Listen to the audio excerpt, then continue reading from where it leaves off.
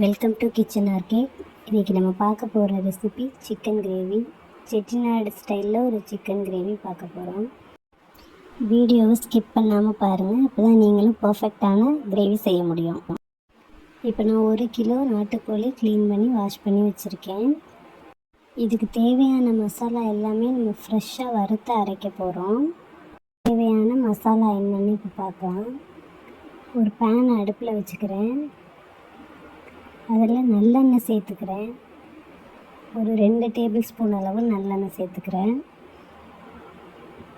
இதில் 1/2 table spoon சோம்பு, 1/4 teaspoon சீரகம், 1/4 டீஸ்பூன் மிளகு,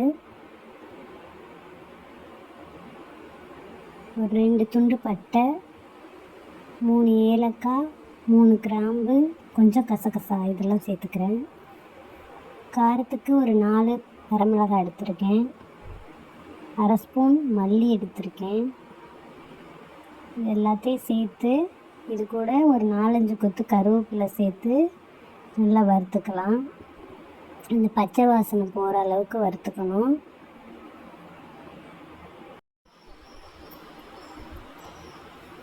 இது நல்லா பச்சை வாசனை போகிற பிறகு இதில் அடுத்த இன்க்ரீடியன்ட் சேர்க்க போகிறோம். அது என்னென்னா தேங்காய். நான் ஒரு மூடி அளவு தேங்காயை துருவி வச்சுருக்கேன். இதை அது கூட சேர்த்துக்கிறேன். சேர்த்து இதையும் நல்லா அந்த எண்ணெயிலே வதக்கணும்.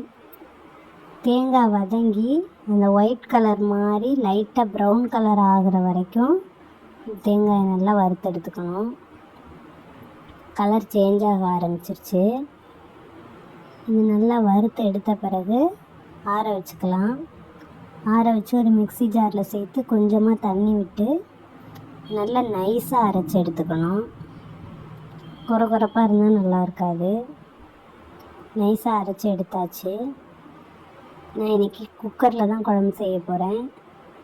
குக்கர் அடுப்பில் வச்சு கொஞ்சம் நல்லெண்ணெய் சேர்த்து இதில் ஒரு 1/4 டேபிள் ஸ்பூன் சோம்பு, 2 பிரியாணி இலை, ஒரு சின்ன துண்டு பட்டை, 2 ஏலக்காய், 2 கிராம்பு, இது கூட 3 பெரிய வெங்காயத்தை நான் மெல்லிசாக நறுக்கி வச்சுருக்கேன். இதையும் அது கூட சேர்த்து வெங்காயம் நல்லா ப்ரௌன் ஆகிற வரைக்கும் வதக்கிக்கணும்.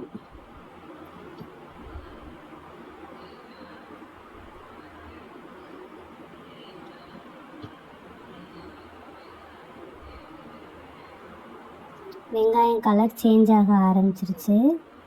இதுக்கப்புறம் இதில் ஒரு 2 கொத்தளவு கருவேப்பிலை சேர்த்துக்கிறேன். இந்த கருவேப்பிலையும் சேர்த்து வதக்கிட்டு அதில் இஞ்சி பூண்டு பேஸ்ட்டு சேர்த்துக்கலாம். ஒரு 1/2 ஸ்பூன் அளவு இஞ்சி பூண்டு பேஸ்ட்டு. நான் இன்றைக்கி இஞ்சி மட்டும்தான் பேஸ்ட்டாக சேர்த்துருக்கேன். பூண்டை சின்ன சின்னதாக நறுக்கி சேர்த்துருக்கேன். உங்களுக்கு பிடிச்சிருந்தா அப்படி சேர்த்துக்கலாம். அப்படி இல்லைன்னா நீங்கள் இஞ்சி பூண்டு பேஸ்ட்டாகவே சேர்த்துக்கலாம். இது சேர்த்து உடனே தக்காளி சேர்க்கக்கூடாது. ஒரு 2 நிமிஷம் இஞ்சி பூண்டோட பச்சை வாசனை போகிற அளவுக்கு வதக்கிட்டு அதுக்கப்புறம் ஒரு 3 தக்காளியை கட் பண்ணி வச்சுருக்கேன் சின்ன சின்னதாக. அந்த தக்காளியை சேர்த்து நான் வதக்கி எடுத்துக்கிறேன். இந்த தக்காளி நல்லா குழைவாக வதங்கணும். பாதி அளவு வதங்கின பிறகு இதில் நம்ம மசாலா பொருட்கள்லாம் சேர்க்க போகிறோம். இதுக்கு தேவையான அளவு உப்பு சேர்த்தோன்னா தக்காளி சீக்கிரமாக வதங்கிடும்.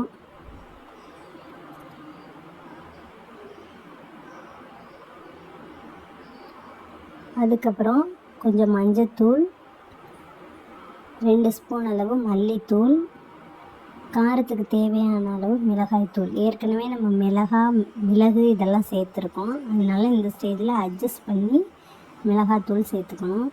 கொஞ்சமாக தண்ணி விட்டு இந்த தக்காளி நல்லா வெந்து வர்ற அளவுக்கு வதக்கிக்கணும். இப்போ நான் இதை மிக்ஸ் பண்ணிவிட்டு இன்னும் கொஞ்சமாக தண்ணி சேர்த்து அதை நல்லா கொதிக்க வைக்கிறேன்.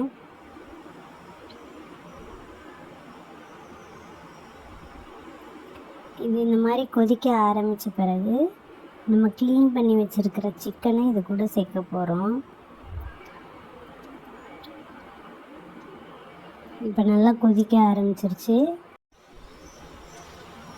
வெங்காயம் தக்காளி மசாலா நல்லா குழைவாக வெந்து வர ஆரம்பிச்சிருக்கு.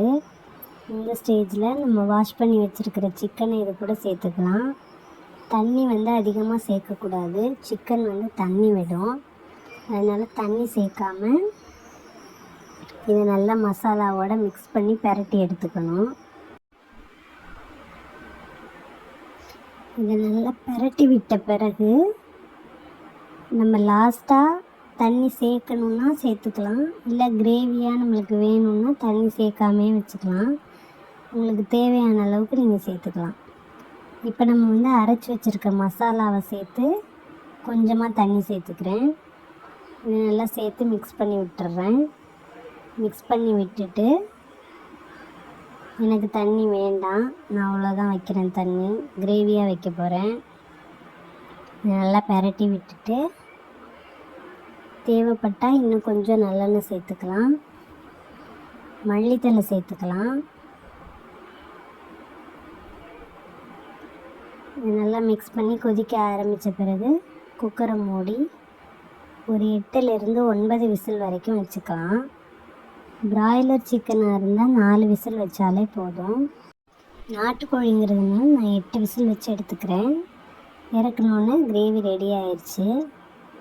இதை வந்து சாதம், சப்பாத்தி, பூரி, இட்லி, தோசை, இடியாப்பம் எல்லாத்துக்கூடவுமே நல்லா செட் ஆகும். ரொம்பவே டேஸ்ட்டாக இருக்கும்.